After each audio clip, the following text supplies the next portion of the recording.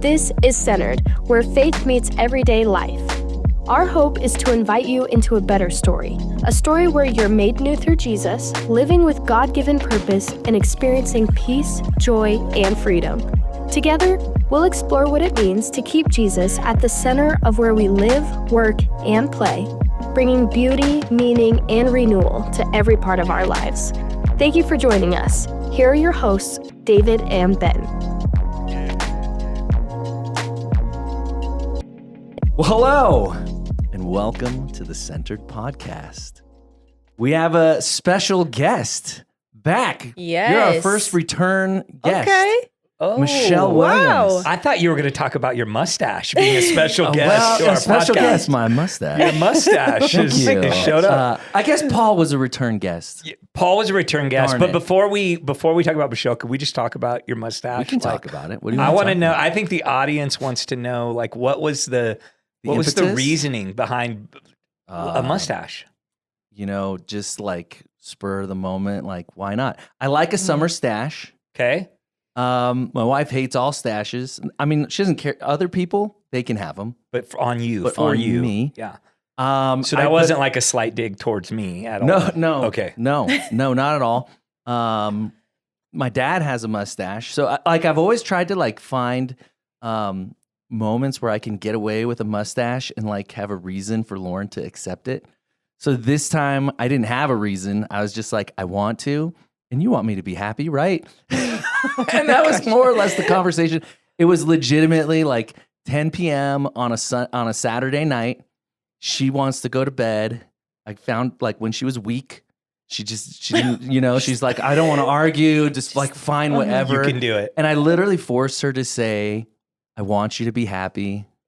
So you can have the mustache. Wow. She was not happy that I made her say that, but that was the impetus. I knew I made a promise. We were going on a trip. We're going on an anniversary trip Yep. this week. You leave and I Wednesday. said, I will shave it before the trip. And she said, okay. Okay. Okay. So you had That's a Yeah. 3-week run, 2-week run? What was it? About 3 weeks. Okay. Yeah.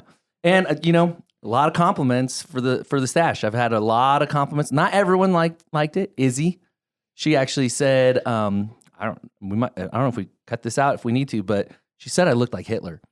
Oh. And I was like, nope, that's, you know, and I put my fingers over the ends, and she's like, wait a minute, no, I'm confused. And then she Googles and she shows me a picture. No, this guy. And she shows me a picture of Tom Selleck. I'm like, that's very different. Oh my Very gosh. different. Wow. One is like the Hall of Fame of mustaches, and one is a terrible human being. So like, Yeah. let's go with Tom Selleck.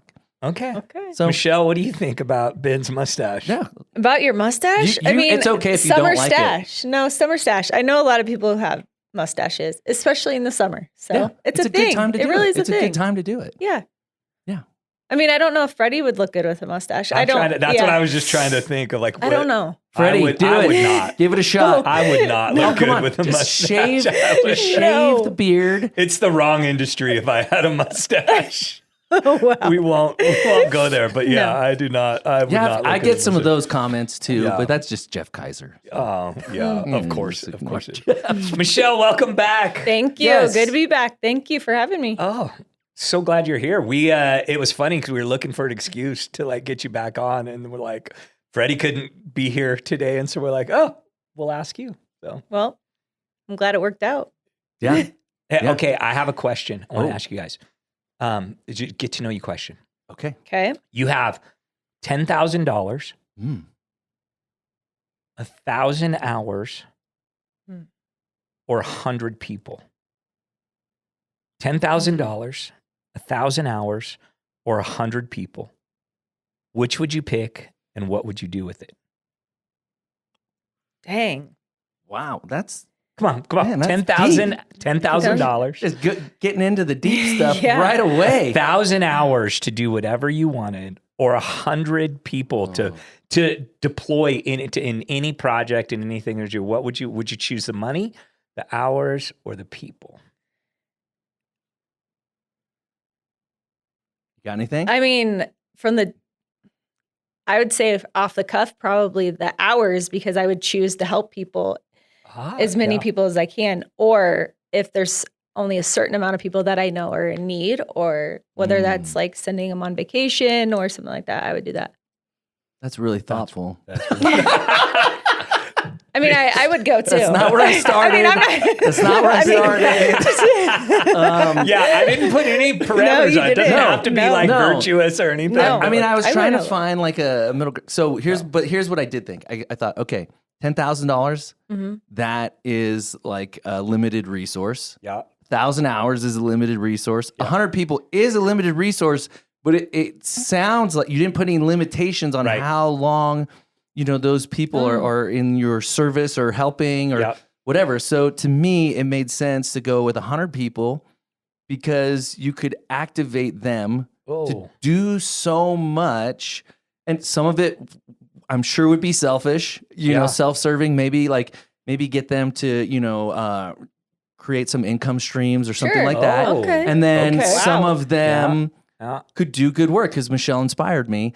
Otherwise, they were Good all work. just going to.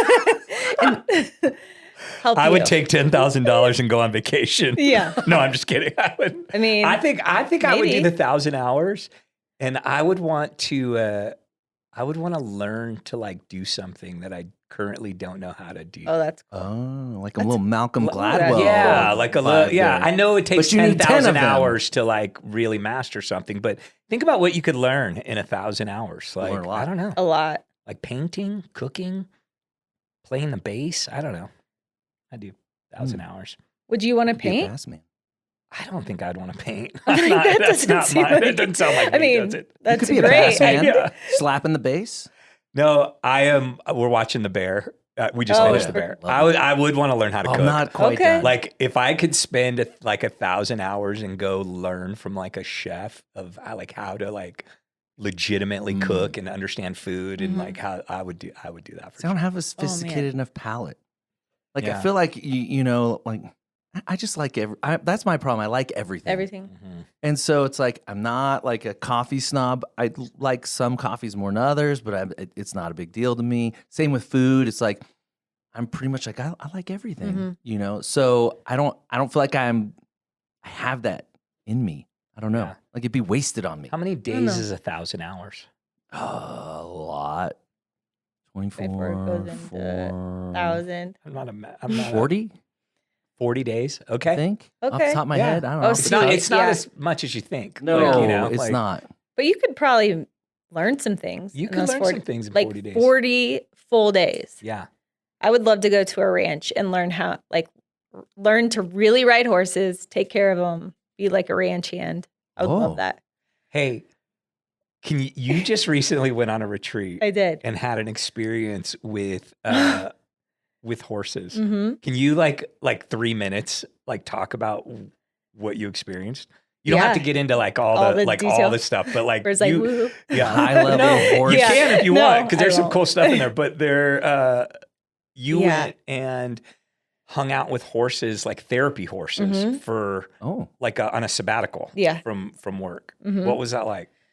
Oh my gosh. So, well, first and foremost, I went to this retreat. It was right outside San Diego. And so I went there thinking I was going to ride horses Yeah, and do exactly what I would do my 1,000 hours doing.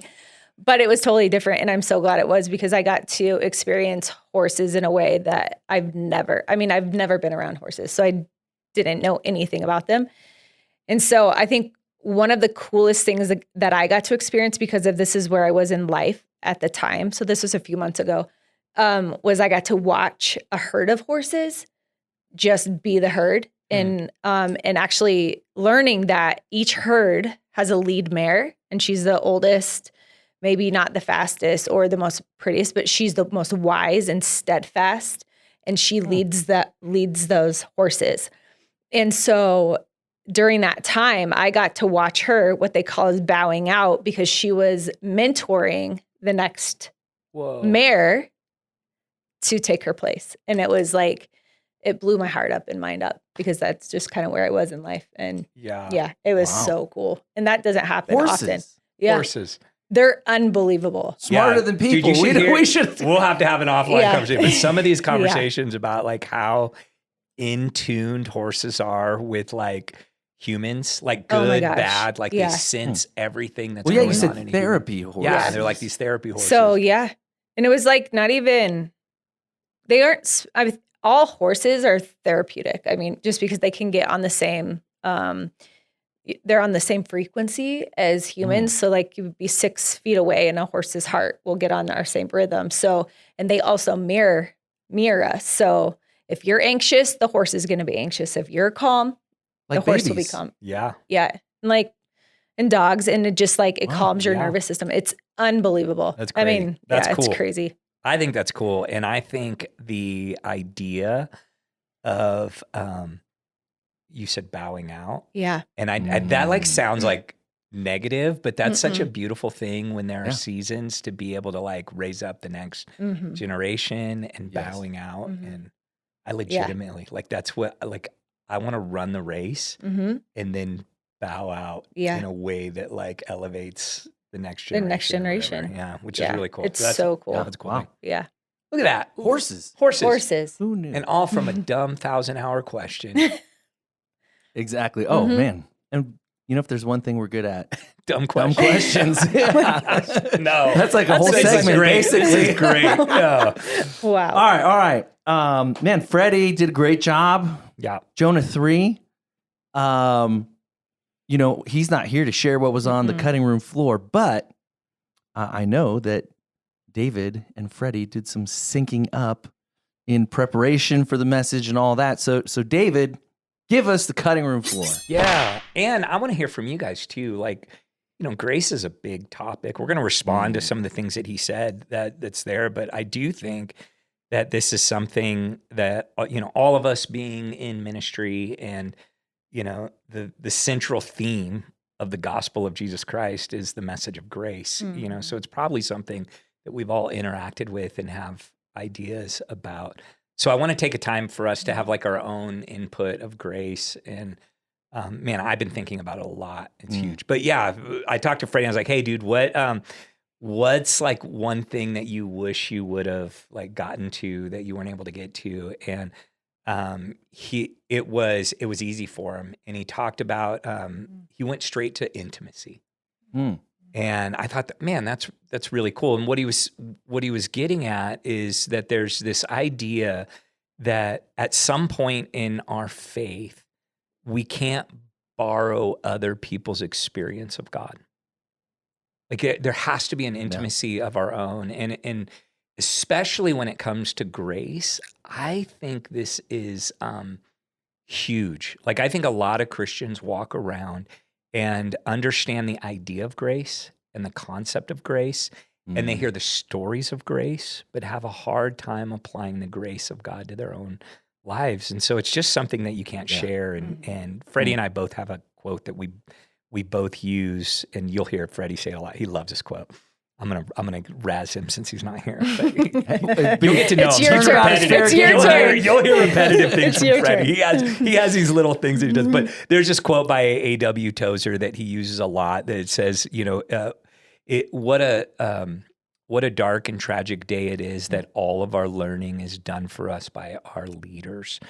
And I think there's some of that when it comes to grace. Like Jonah had to go through the belly of a fish in order to experience the intimacy with God's redeeming grace, in order to have an experience of grace of his own in his own life.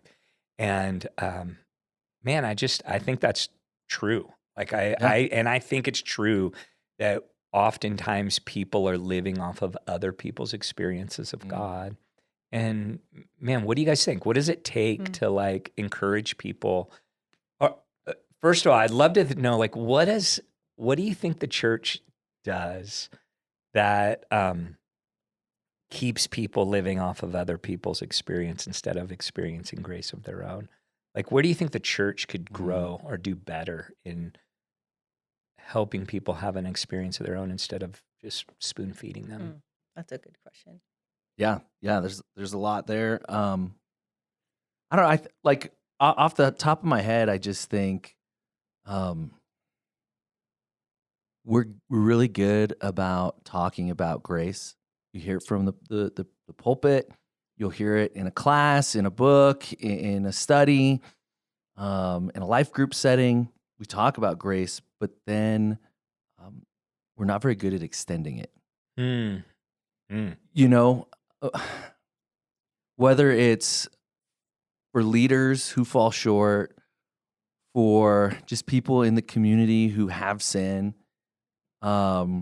we try so hard to either condemn or fix right away before we even just stop to like extend grace and like let them know it's okay. It's normal. Like your brokenness is normal. I'm broken. Like, you know, and just like sitting with them in that and allowing them to experience it. And I've been guilty of this too. Like I've just gone right into fix it mode. Like, oh, you're doing this. We got to stop.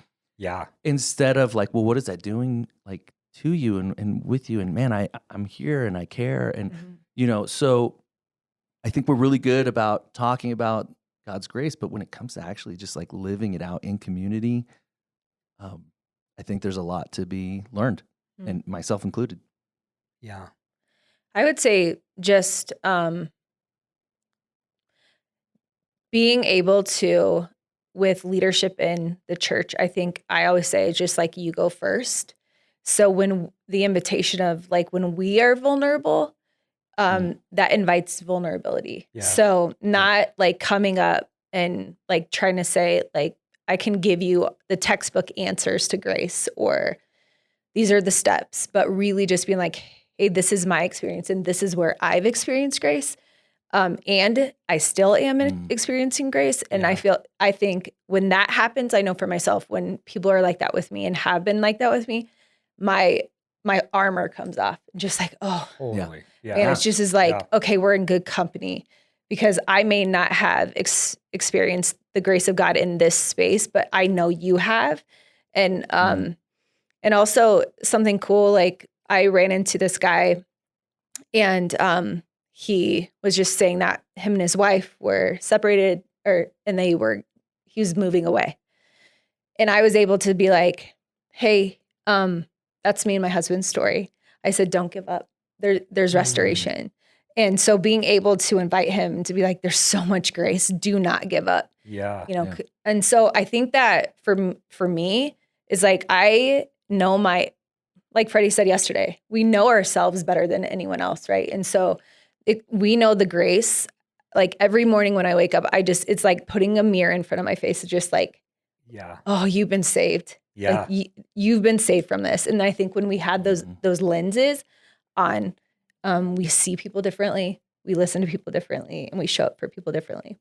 Yeah. And it's almost like we need to learn how to stay in it instead of like move in and out of grace. You know, like we assume that grace is something that we only need when we're really blowing it.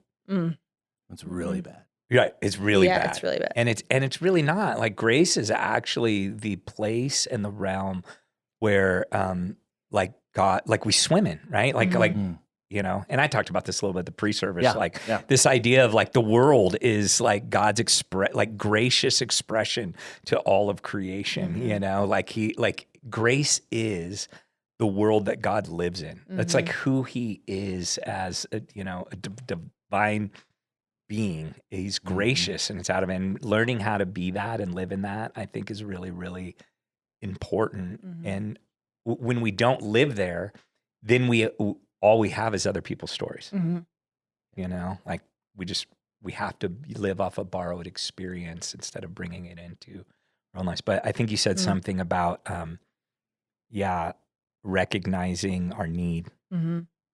We have to be in a place where we recognize our need in order to receive grace.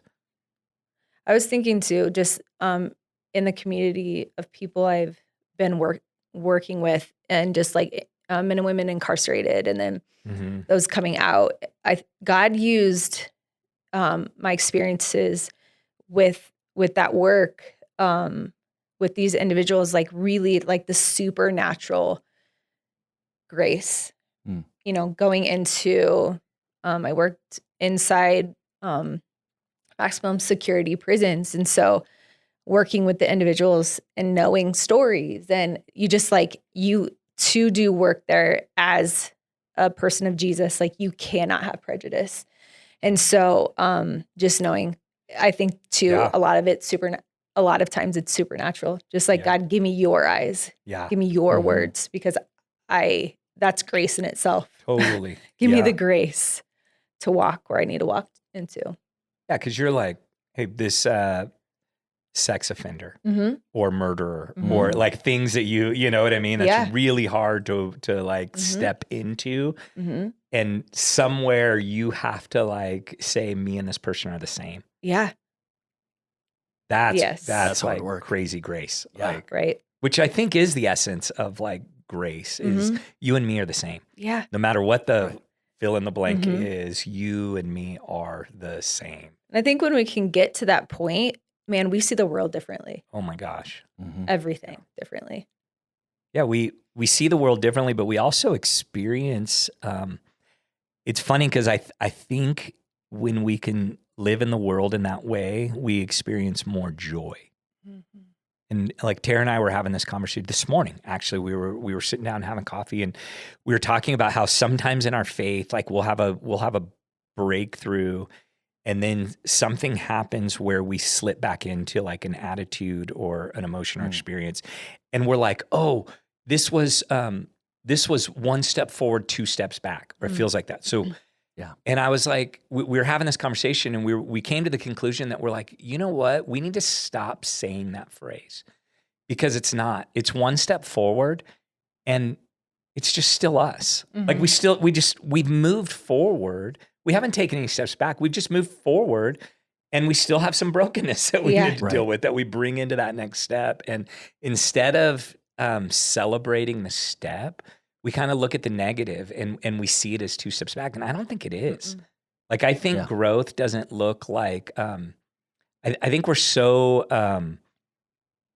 we're so connected to outcomes instead of the journey that we don't celebrate the like little wins in our forward movement. And I think that's grace too. Like, I think we need to have grace for ourselves and understand that the grace of God is at work in that one step. Does that make Dang. sense? Yeah. Yeah, it's good. I think, well, we liked it. I don't know, something about modern Christianity and like business, how like somehow they've intersected in weird ways where it's like we imagine that our growth or our faith journey should just be like this constant up and to the right. Yeah. Like this business Yeah. that's just thriving and booming. And it's like, no, it's like a roller coaster. It's up, it's down, it's all over the place. And you know, it's really easy to get fixated on your brokenness and miss the progress that you've made because you have this expectation that you should just be on this continuous like forward movement. And you know, I was talking to my son yesterday, and we were just talking about how, and if you like, you know, he's 15. It's like if you spent 15 years developing a habit, you're not going to like change that habit overnight. Yeah. Like it takes time.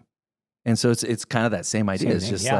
like, just having grace for yourself and being able to recognize like, oh, okay, I have made progress, even though this moment, my brokenness is what came out, not Right. my growth, but they're both there. Yeah. I was someone, I don't know who I heard this from, or maybe I read it, but it literally changed my mindset of what you guys are talking about. Like, so culturally, the Romans live linear, Yeah. and then I believe it's the Hebrews live circular. Mhm. And A little so different. Yeah. It's like a spiral, actually. yeah. Yeah. And so it's just like learning to live life. Like, I know for me, before I really experienced this and learned this, is just like I would live linear. And so like tripping up, I mean, like, ugh, I have to go all the way back to the back of the line, Right. start all over again. But with the thought process of like the circular is just like, no, I may trip up and I might even fall, but I can get back up and keep going. Right. And to me, that was just like That's so much huge. grace and so much Yeah. freedom. And you think about like, yeah, we're maybe the metric was the amount of time it took me to turn back to God was less. Mm. You know what I mean? Maybe Yeah. instead of going 24 hours in that thought pattern or that thought process or that anger or that bitter, whatever, that lust, whatever that thing was, maybe I turned to God after 18 hours. You know what I mean? And now you're like, dude, that's God's growing you, right? Wow. And Yes. he's like moving in your life and learning how to celebrate. I just don't think we do that. I don't think we celebrate steps of faith because we're so outcome oriented. Yeah. And to full circle, Dang. I think because we're so outcome oriented, we miss intimacy. Mm. So we're trying to get to a place and God's trying to get it to us, you know? And it's like, how do we get to that thing where we slow down? And maybe it was actually the fall that was required to be reconnected to God relationally.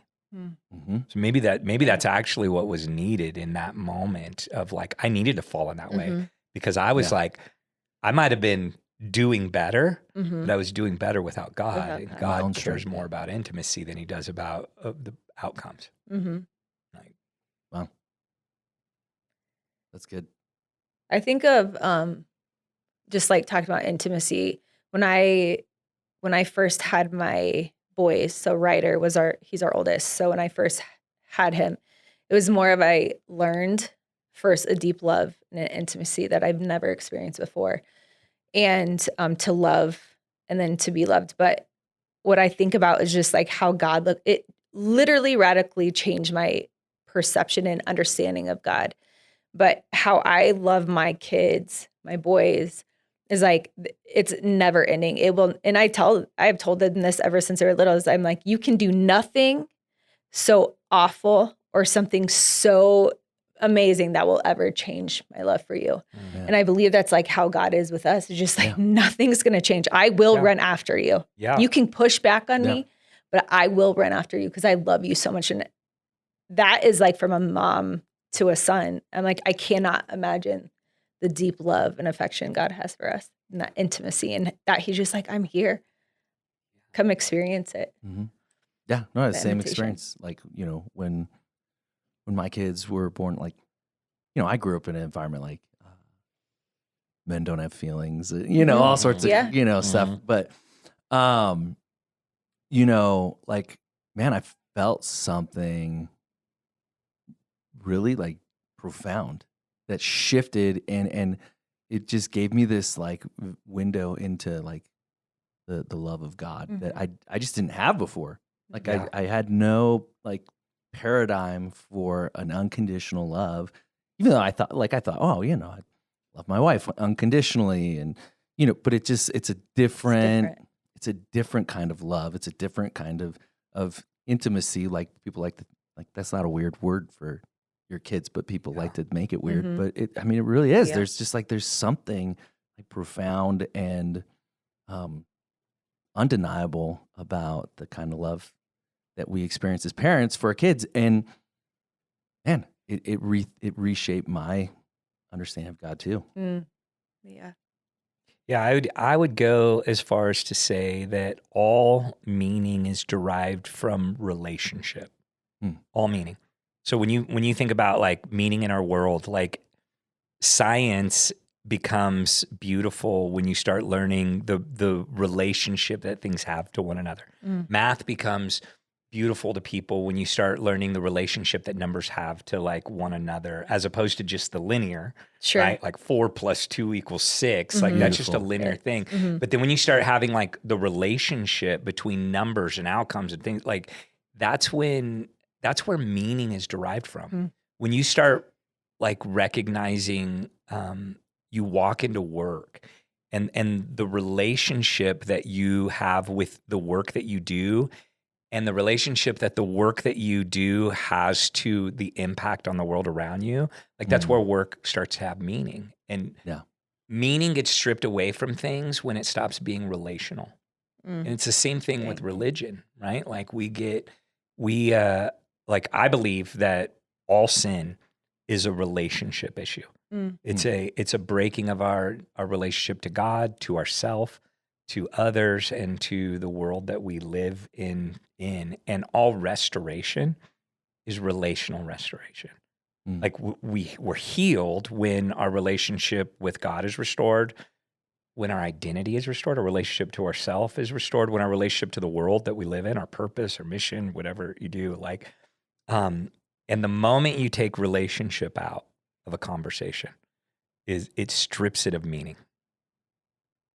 And like when you look at Jonah's story, it really is that. Like it is like Jonah's relationship with God is messed up. Jonah's relationship with himself is messed up. Jonah's relationship with the world, the Ninevites, you know what I mean, is all jacked up. And it's like that's when like isolation and meaninglessness and all of this stuff start to come into play. And so yeah, I think intimacy is the right thing. Now I'm mad at Freddie for not bringing it up. How dare you? How dare We could talk about it now. We did. We talk about it. It would have now. been so good. Yeah. Dang it, Freddie. That's funny. No, it was a That's great so funny. message. Yeah. Yes. All right. I think this is a good time to have some fun. Just for funsies. All right. So, You haven't been having fun yet? oh no, I'm always having fun. That's part of my problem. All right. So I just thought, whenever we have 3 people on, you can kind of have a game instead of just like a question. Yeah. So Okay. I've got a game. You guys are competing against each other. Oh, me and Michelle? Yeah. Okay. What? Yeah. And it's We're- I'll be interested to see how this goes. Here's the game. It's Nineveh or nowhere. Oh. So I'm going to name a city Yeah. and you'll call out, is it a real city? Like from ancient Assyria? Yeah. That'd be Nineveh. Nineveh. Or is it completely No. made up by ChatGPT? Nowhere. Nowhere. Nowhere. Okay. Okay. So, Yeah. all right, here we go. First one. And I don't know how to pronounce any of these. Toadsuck, Arkansas. So, yeah. It's a real place. It's a real place. Nineveh. Toadsuck? Toad. Toad. Toadsuck, Toad. Arkansas. Also gross, but Not Yes. us. Yeah. Yeah, I was like, ew. Toadsuck. That's a would- real place. Okay, here we go. I can't pronounce any of these, so Okay. don't think All right. that's a clue. Well, I don't. You're already making this an impossible game. Yeah. I know. If you can't pronounce them I'm right, gonna do we're my not best. going to know. I'm gonna do my best. Okay. Okay. Zalmora. Zalmora. Zalmora. Zalmora? Is it Nineveh or is it nowhere? Zalmora. Nineveh. She's going Nineveh. My knee jerk is Nineveh. Going with Nineveh? I'm going with Nineveh. Final answer? Final answer. It's nowhere. It's not completely made up. Oh, Like, I was like, it's I somewhere. could totally see that. To be There's a place. no historical basis for Okay. An Zalmora. ancient city named Zalmora. Yeah. Nowhere. dude. Not even in the underworld. Maybe it was in the underworld. It was in the never-ending story. Yeah, It was Yes. somewhere. Son of a biscuit. Okay. This is how it's going to be, huh? That's funny. ChatGPT wrote this, not Okay. me, so I'm Yeah. not taking I- offense. So, like, that's fine. All right. Arafa. I'll spell it. Arrapha. Arafa. I'm going Nineveh. He's going Nineveh. I'm going nowhere. It is Nineveh. It's an Assyrian town east It of sounds Nineveh. Assyrian. I know. So you got to Okay. get your Sounds put your Assyrian. everybody Good needs job. to put your Assyrian hat on. I see the other one sounded like a Mediterranean, like Yes. a Greek, like some sort of Greek isle or something like that. Like, Oh, okay. Now you've got Okay. You've got the game figured Okay. out. All right. Marnoth. Marnoth.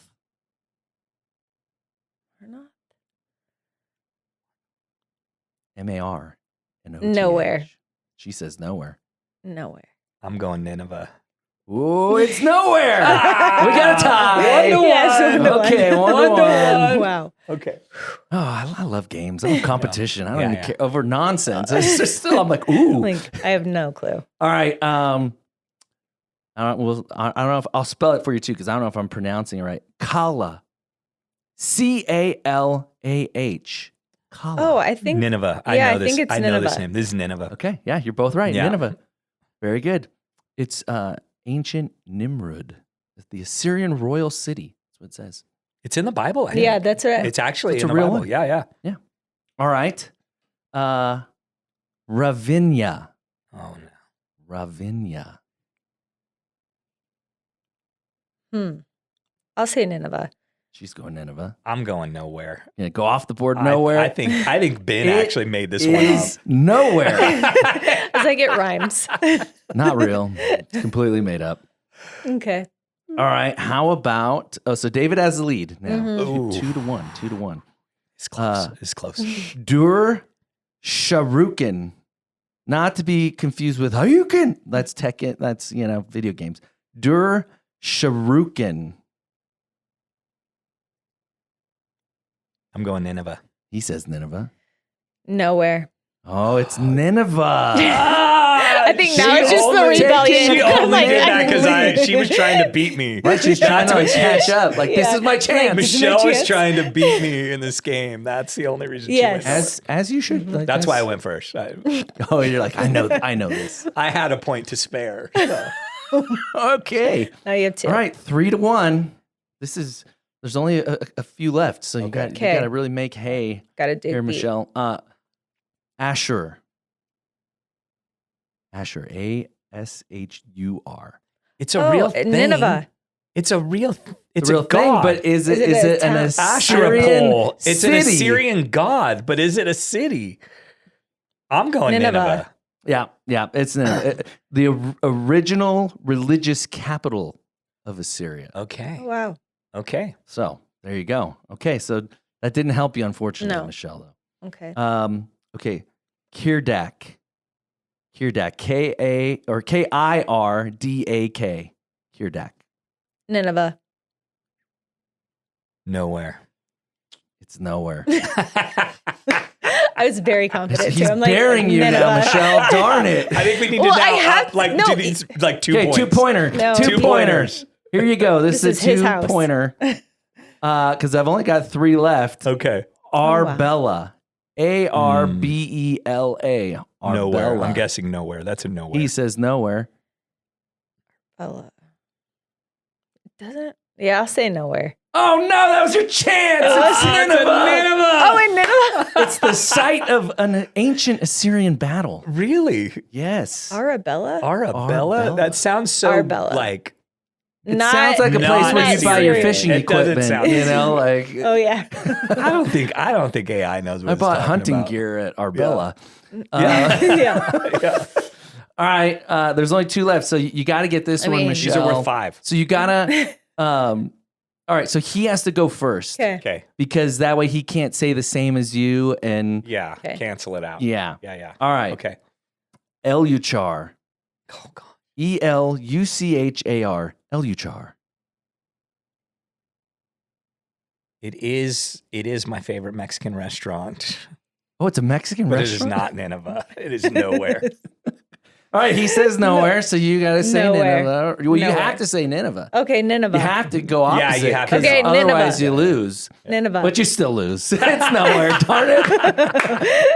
At least you don't Even though lose I said- points. yeah. Yeah. No, that would be embarrassing. That I would mean, be.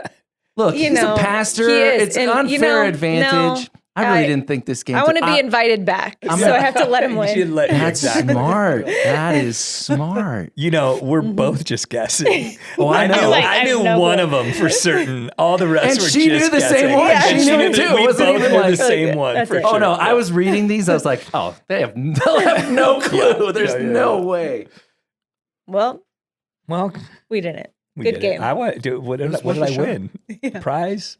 A hug Oh, okay. From you? from Courtney. Oh, from Courtney. Yeah, Perfect. it's nice of her. Yeah, she's a hugger.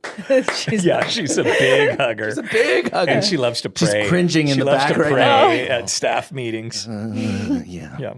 All right, all right. Courtney, would you open us up for a quick prayer? Oh A yeah, word she of loves to prayer? open us up in Yeah. prayer. You know, we're gonna record a prayer from Courtney and insert it right here. Dear God, please let David and Ben forget about me as an option for prayer from here on out. Grats and thanks. Amen. Right here. I Right. think that would be great. Oh no. Oh, Courtney. She's so unhappy right now. She's uncomfortable. All right. Let's get back to That's the funny. message. Let's get Okay. back to the message. Yes. I thought Freddie did a great job of humanizing Jonah. You know, so he reminded us, he says, you know, I'm Jonah, you're Jonah. the church is Jonah. He didn't say this, but I think that it still fits. Like Nineveh is Jonah. Like I feel like that's kind of like if I had a takeaway of sorts that he didn't say, but I was like, oh man, like because that is Jonah chapter 3 is like Nineveh is mirroring Jonah in repentance and coming not back to God in their case, but so I thought it was a great reminder of just, our own rebellion, God's extravagant grace, all of that. And so he kind of led off with this quote, Alvin Toffler, the illiterate of the future will not be those who cannot read and write, but those who cannot learn, unlearn, and relearn.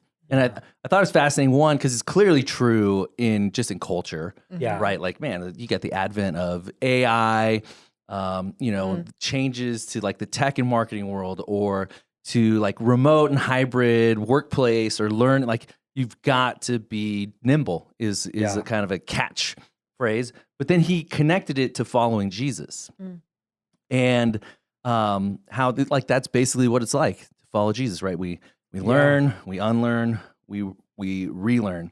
So I was curious from you guys, like if you had one long-standing belief or habit that you've had to unlearn or relearn since following Jesus, and how letting go of that thing impacted or deepened your faith. Wow. That was a big one. Mhm. And I got personal on it. Starting with a small one. that's I'll go first. I'll give you a minute. There you go. I'll give you a minute. Go So first. for me, I think it's just as simple as, man, I used to be so concerned with being right. And so I would, prioritize rightness, not righteousness necessarily, but rightness over relationships. And so, and some of the things we've touched on with grace and trying like to, man, there's just so many of these instances, as a pastor, young in my, pastoral journey, but like where I was so fixated on helping the person be right that I didn't really see the person, and I don't think I actually helped them at all. I think I actually like piled on to the guilt and shame that they were already feeling and already experiencing. And not that I like overtly and intentionally did that. It was just basically by like agreeing that they're wrong and like, you got to fix this and here's how you fix it. And like so fixated on that outcome of fixing the sin or the wrong way of thinking or whatever the thing is, just so fixated on doctrine, theology, just having that right, that I wouldn't leave space for people to be wrong in their, activity, like their behavior, their sin, or their ideas. And I just wouldn't build bridges with people who thought differently than me or behaved in ways that I didn't think was appropriate. And so I don't have like this like aha moment where God like just stripped that away. I think it's just like this long progression of my own failure in relationships and in pastoring people and in loving people, where over time I just realized like I don't want to forsake like what's right and true and good. But I don't want to prioritize like forcing that onto people over just being a friend, being someone who walks with you, loves you, cares for you. And I think that's the higher good. And I think that's, as I've looked at the life of Jesus, I'm like, I do that all the time. Like he sat and ate with sinners and, just prostitutes, people that like just the scum of the earth, if you would. And he loved them. And he did say, go and sin no more, but he didn't start there.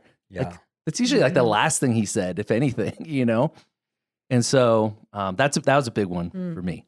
And I did That's like kind of huge. unlearn, relearn. How has that changed your perspective on how you are pastoring now? It's changed a lot, I think it's just really allowed me to be okay with people who have different ideas. Yeah. about who God is, about what's right, about what's wrong, about like, and just to still like love them and be in community with them. And even like we can talk about how we disagree, like, but in an uplifting, like helpful way. And so it's really, I think it's allowed me to connect with people more deeply in ways that I just was incapable Sure. before. Wow. That's a lot of grace. Yeah. It's a lot of grace.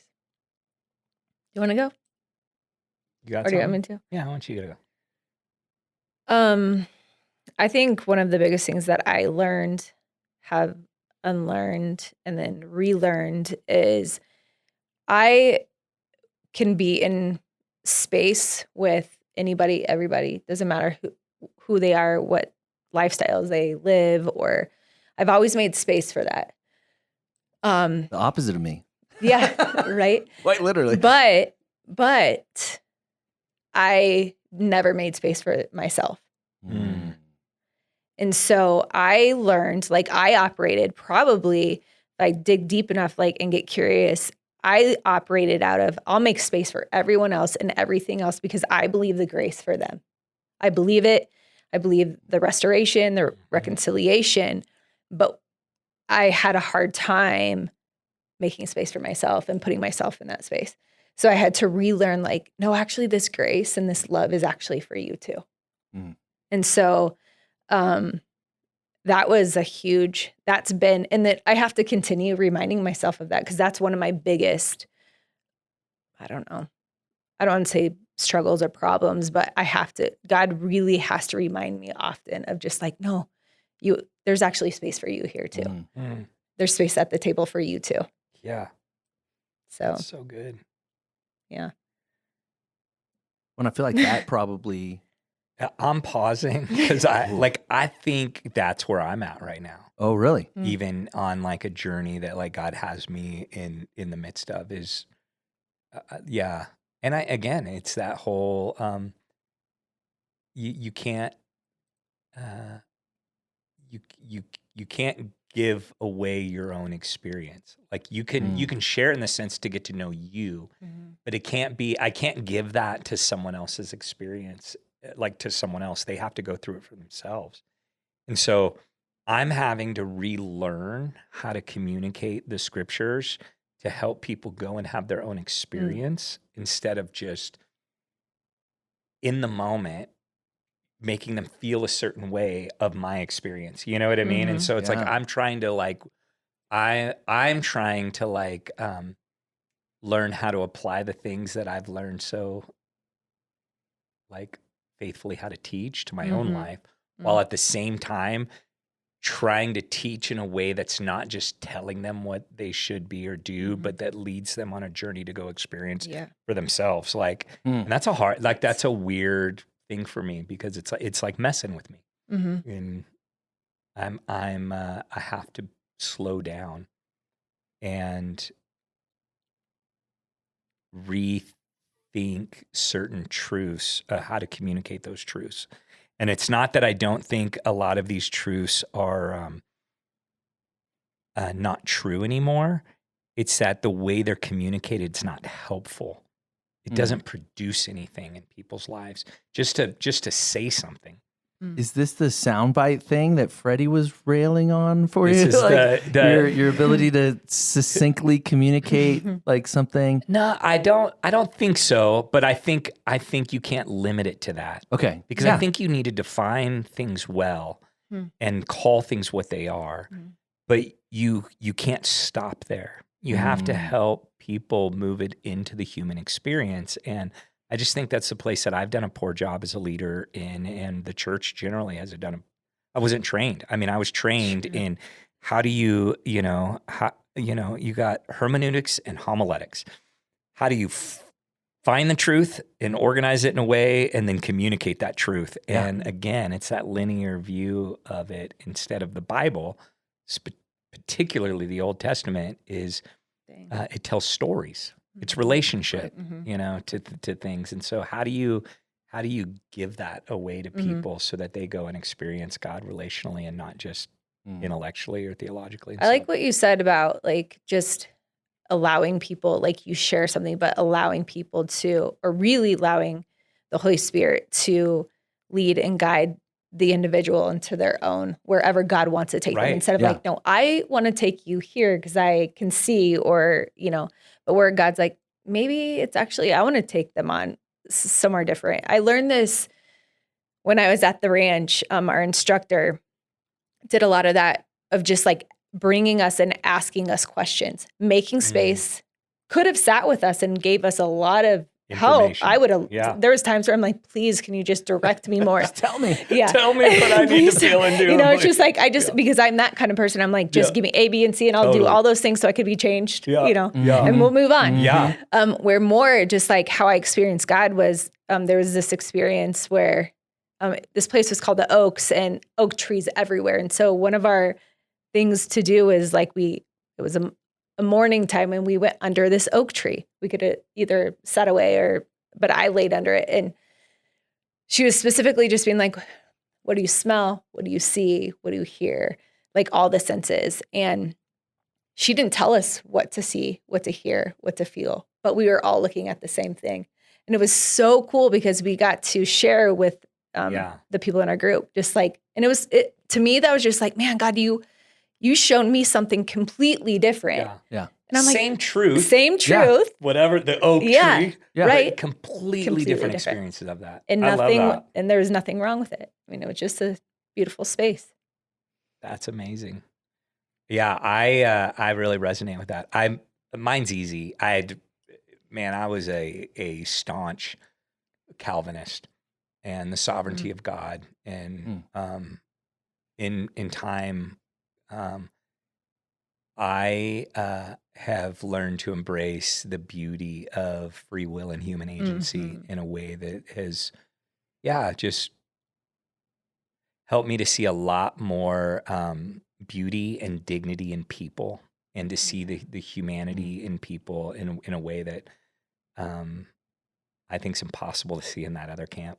So just to just be honest. Sure. And I still believe in the sovereignty of God. I just don't believe that free will and agency are at odds with the sovereignty of God. Right. And I just think we have the ability to choose, and that we have a tendency to, we talked about this last week. We have a tendency to either blame things on God that we don't take responsibility for, or we have a tendency to blame things on ourselves that we're not responsible for, and I think there's a tension there, like we talked about, a lot of victims blame the abuse that they experienced on themselves, and I don't think that's healthy.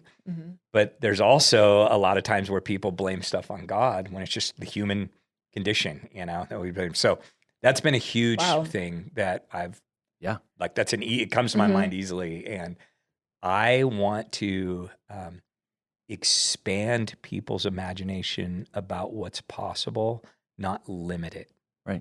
And I think a lot of times our doctrines and theologies actually limit people's imagination than expand it. And I've been guilty of that. Well, literally, the scriptures say, with God, nothing is impossible. Yeah. So if nothing is impossible, these two things that seem to be at odds with one another, God's sovereignty and free will, human agency, like those things don't seem like they can harmoniously coexist. Yeah. And I was forced on that topic in particular to just go, I think this is some kind of weird paradox. Right. That is beyond my understanding, because I'm human and I can't see all the things that God can see. But the Bible seems to clearly affirm both. Yeah. And so, like, what am I to do with that? I'm either to try to pick one side or the other at the expense and the beauty of the full picture, or I go, man, I think this is just like something mysterious that God can do that makes no sense. It's so far beyond my comprehension, but it's incredible. Yeah. And like, so to your point, it's like, man, okay, it forced me to take God out of this box of like either or, and see something far greater than I could Yeah. really even conjure up myself. Yeah. We talked about this. I shared this with you guys Saturday night, but what I learned was, and this is recent in the last, I don't know, 6 months, but like where I would go to a blanket statement of the Western church, right? And so like standing in the middle of the ocean, and then we have our belief system in like a small mason jar, still filled with ocean water, right? But what if we opened up, like God's this vast, like mysterious, we cannot even grasp. We try to, but we can't. What we tried to is in this small mason jar. What if we, in faith, and lean into the intimacy or the mystery of God and just like open it up and pour it out? And then now you're standing in this like beautiful, like all things are possible. Depths. Like the depths and the width. And that's the kind of God I want to, like, I feel like I'm on that, just learning that. Yeah. And so that keeps Yeah. me leaning in. I 100%, like that's my word for today. Like my time with God today was deeper.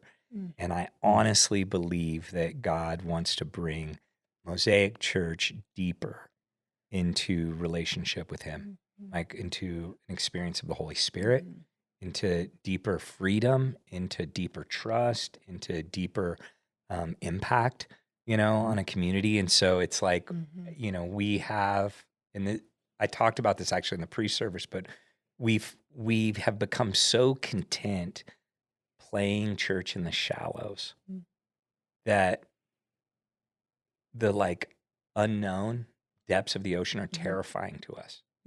Terrifying to us because we don't have as much control, and like we don't know what can happen, and maybe I'll get swallowed up by a fish, or a tempestuous storm is going to take me over, but we play in the shallows and we call that faith, but is it faith? Like, is that faith? And I'm being challenged even as a leader of like, what does that mean? Because I like control. I want to feel like I'm doing a good job. I want to, you know what I mean? Like I want success. Yeah. And if I venture out beyond my ability to control, will I have any of those things? Well, and if it's safe, does it require any faith? I mean, it's maybe some like really baseline level of like, well, we all know that, gravity is real. And so if I take a step, I'm going to land on solid ground. Like, that's not a lot of faith. No. Like, there's a degree of faith because it's unseen, but like to believe that God is leading you somewhere or towards something that isn't safe. Yeah. Like, that requires like real faith. Yeah. Or, and I think the ocean in the mason jar is a beautiful, that's really good. Beautiful analogy. Because I could literally, like, I could go to the ocean, take it up, and I could be, here you go. Here's the ocean. Here's some ocean. Wow. And you're like, Okay. no, it's That's like This is salty, gross water. Thanks. Depending on where you got the water from. But there's so many things like what are we keeping in a mason jar? You know what I mean? And we're calling God.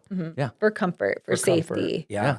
That needs to be the question. And we have to, as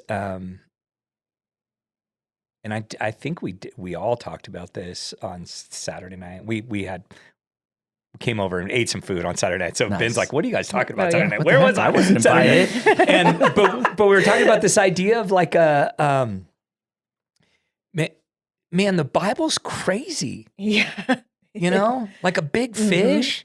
Yeah, like Parted really. waters, people raised from the dead, like A virgin, virgin birth. Like What? these are all crazy things. And if we don't lean into the mystery of the faith and the miraculousness of the faith, then what is it? Like, what is it that like religion? Right? It's just religion. It's powerless. Powerless. Powerless. Yeah. And grace is kind of like that real grace. I mean, real grace that allows you to sit at dinner with someone who has a different sexual ethic and you love them and can be friends with them. Yeah. That takes faith.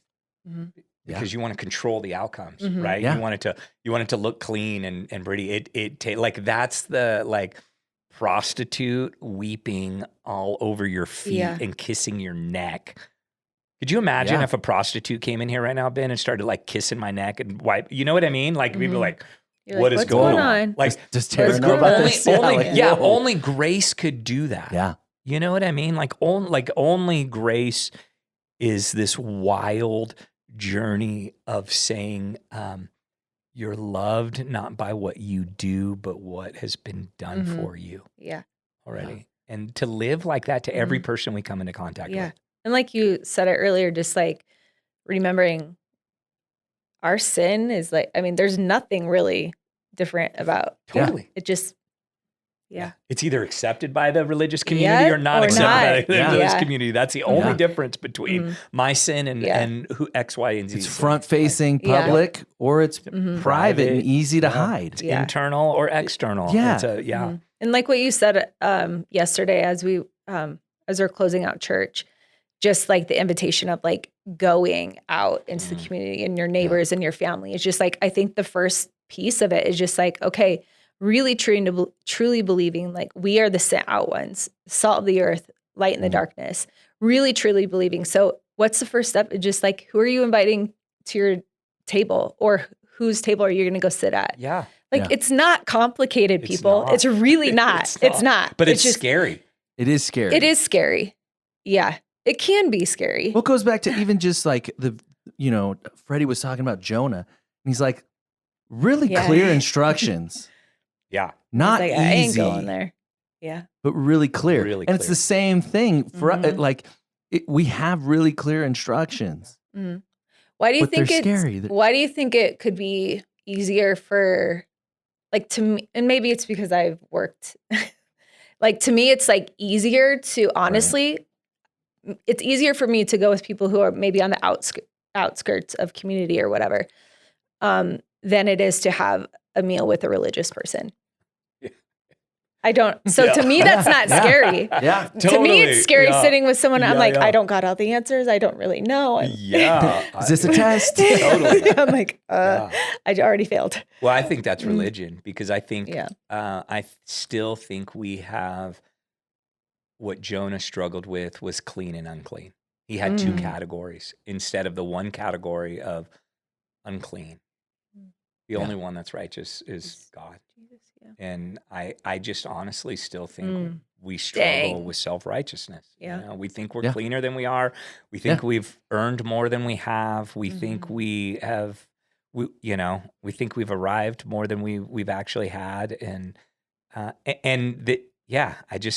I just think if we really understood the radicalness of God's love for us, grace, we would extend it more freely to others. Well, and you can go, Dang, like that's that good. can go, that unclean, clean can go either way. Yeah. Absolutely. Oh, You know, totally. like it can go like, oh, I'm not religious. So the actual, in my mind, the unclean one is the religious person, The religious, yeah. you know, Yeah. because they're condemning or whatever. And then there's, for the more religious person, it's obviously the opposite. Like, oh no, opposite. you're the unclean one because of your sin and so like understanding ways. that both need God's grace. That's good. And that's hard It is because hard. it doesn't matter which group violates your sense of clean. Right. It's hard to extend Which is where that Freddie group. landed with compassion for Jonah. Yes. You know, Yes. like it's easy to rip on him. It's easy to rail on Jonah. Mhm. You know, but like here we are. Here we are. You know, like You're Jonah. You're yeah, all of us. I still are. care what people are going to think about me if I say this or do this or hang with that person or Yeah. you know, like. That's good. All right. I think we're going long. We're doing it. Yeah. We're getting Yeah, after long it. But it's good stuff. Yeah. I think though it's David, tell me about your low key obsession. Oh, Let him cook. It's time for David's low-key obsession. well, dude, I got two right now. 2. Yeah, but I am okay. I want to hear you guys' thoughts on this because I love communion. I love communion, and I want to do communion more at Mosaic. but I know it's like not like churches can like only do it ours. once a It's month. like the once a month, and That's it. I even talked to some other people that do it, but it's just like there's something about. So I say this statement at every communion. I say, Mosaic, welcome to the table, Mm-hmm. and it's So good. it's just something that I want to get like in our like, and you just talked about it. Whose table are you sitting at, and who's Yeah. welcome to your table? And I think I want our people to not just go through the motions of communion, but every time they taste that bread and drink that juice, that what they're sensing is an overwhelming sense of you belong here. Like there's a spot for you at the table. Like you are welcome at the table, no matter who you are, no matter what your background has been, no matter what experience you have, no matter where you're at in your faith right now, no matter what you did on Saturday night, like, and I'm love it. toying right now with ideas of what does it look like to make communion the more central to Mosaic's identity, and I know we probably can't do it every week. It takes a lot of work and money and, all that kind of stuff. But like, I am obsessed with communion. So I just want to hear your thoughts. Like, I just want to throw that out there and be like, what do you guys think about that? I got our creative director, I got, you've been on staff for a long time at a church, a church that's similar, and like, you can't do communion every week. Like, Yeah, I think you can. I don't know.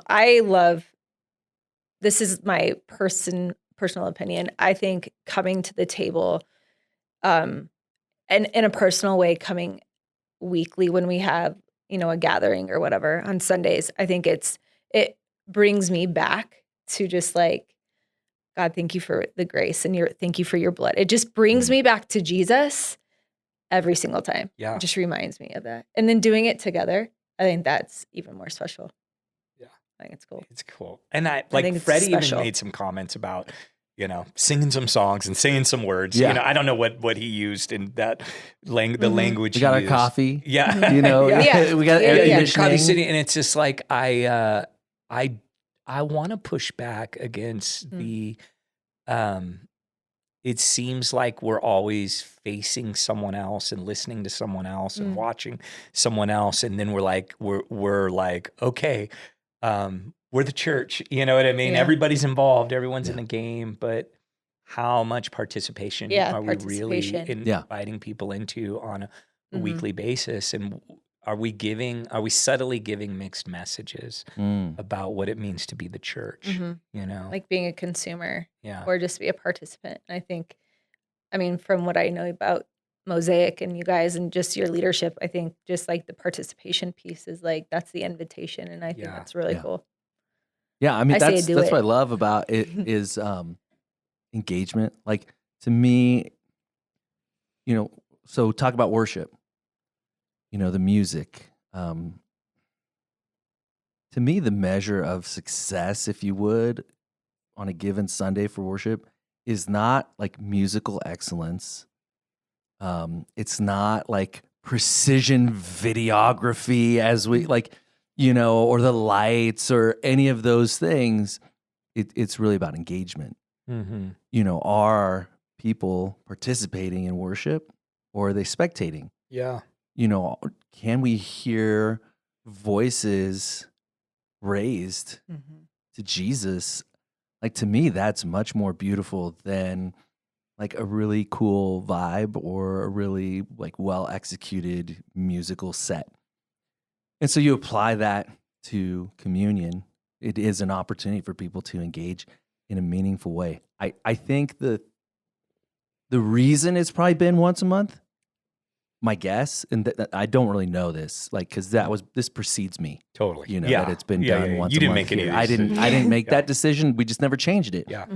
But I think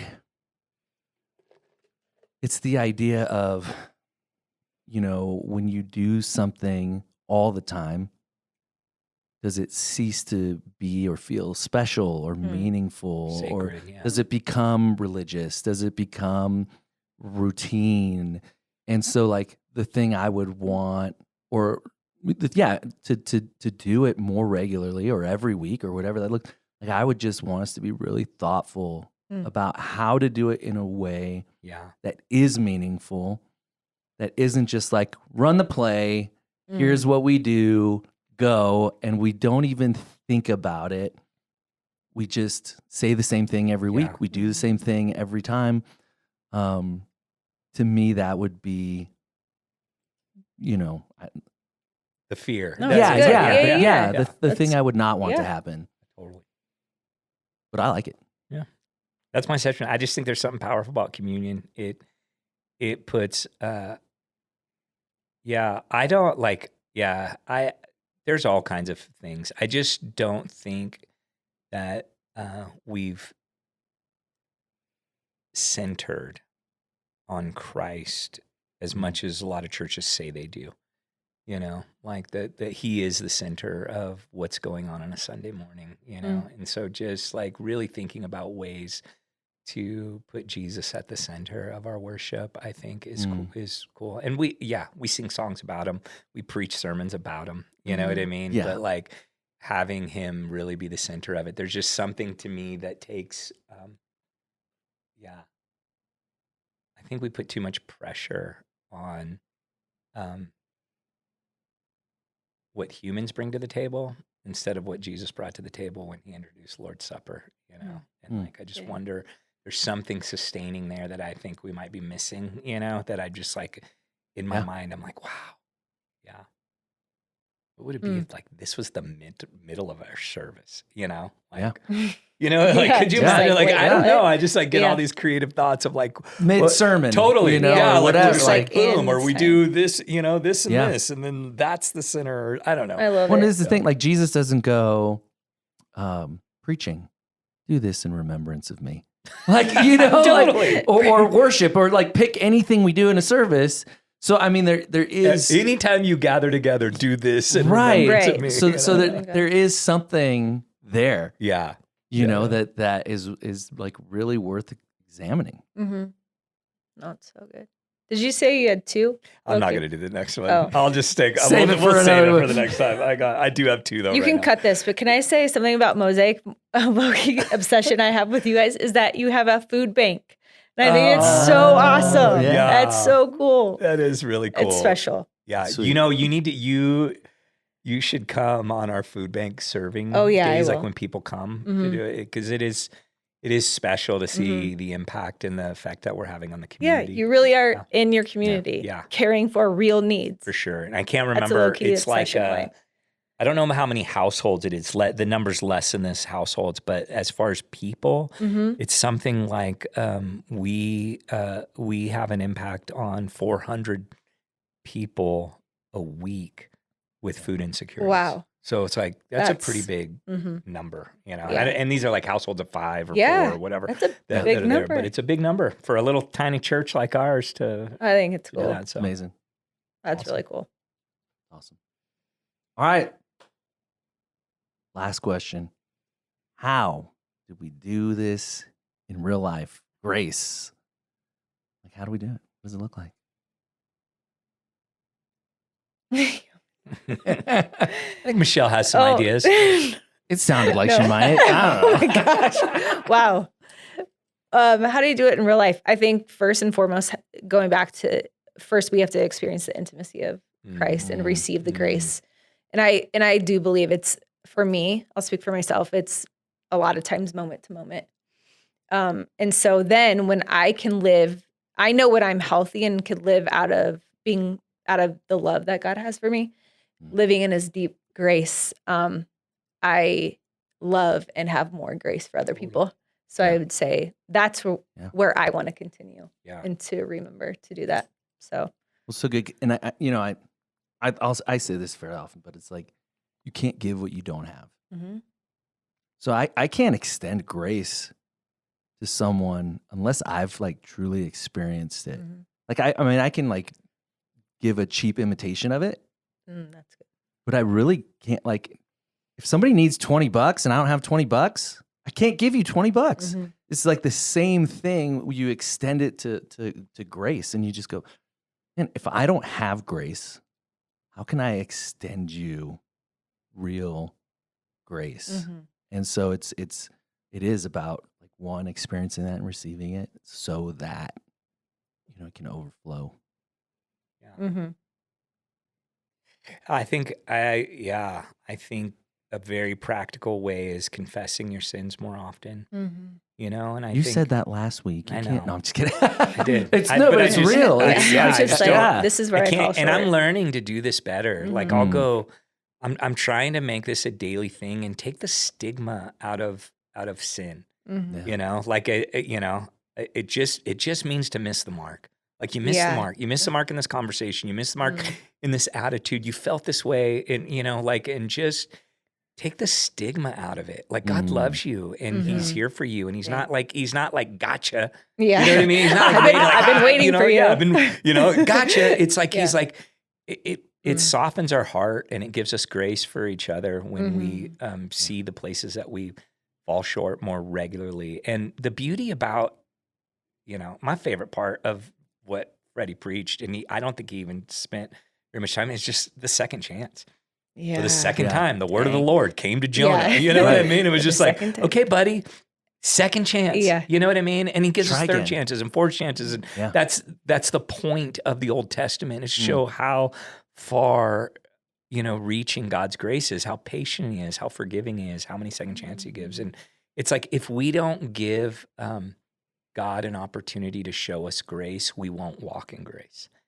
And so we have to have that in our lives, and until we're brave enough to stand before God and even others sometimes. And Mhm. I had to apologize to my wife this weekend Mm. because I was insensitive about some things, and I just and she was fuming over it, and I knew I did wrong, and I was legitimately sorry, and I didn't try to defend myself, and I just said sorry. And she melted and showed me so much grace. It was like, Right. I was like, oh, maybe I should try that more. You know what I mean? Wait, my like obstinance instead of trying to doesn't- defend myself, Like, like maybe I should just admit when I blew it and did something Yeah. wrong. And it was Yeah. it was like, that's grace. Mhm. Yep. Like, and until you taste it, Mhm. you don't know how to live in it. Yep. And so, yeah. Yeah. No, I had a really similar with my son, and we just went at it. I felt disrespected by him. I let him know it. Yeah. And he was upset about the way that I handled it. And, it was just like one of those things like, hey, I need to handle that better. Mhm. Like, here's why I was mad. Mm-hmm. Mhm. And that's real, but I'm growing too. Can you forgive me? Mhm. And we went from I was gonna go to bed really ticked off Yeah. to I went to bed in peace, Yeah. and we Mhm. were good, and it just changed everything. Mhm. And so, if that's true of us and people, how much more so with God, that we can reconcile with Mhm. Him, that we can, have peace with God because we just said this simple, I'm sorry. Mhm. I'm sorry. Yeah. Mhm. It's a great place to end. Great place to end. Yeah. Man, thank you for hanging with us. Mhm. Thank you, Michele, Yeah, for absolutely. hanging with Thank you. us. Thank you. Man, Awesome. As Thank you. always. yeah, Awesome. It's a pleasure and honor. we're gonna keep inviting you back. We're gonna find ways, reasons, just because it's great.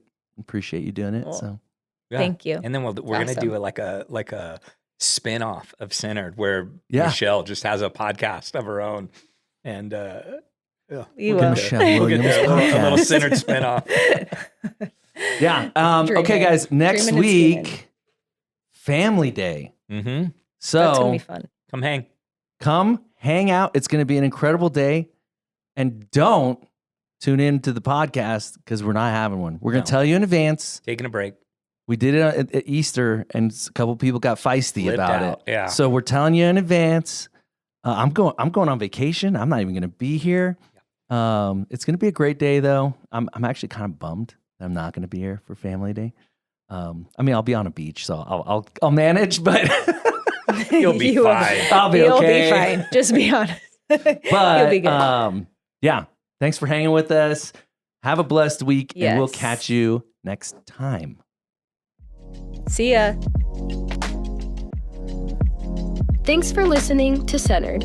Be sure to subscribe, leave a review, and share this episode with a friend. You can listen to Centered on your favorite podcast platform or watch on YouTube. To learn more about Mosaic or connect further, visit us online at welcometomosaic.com. See you next week.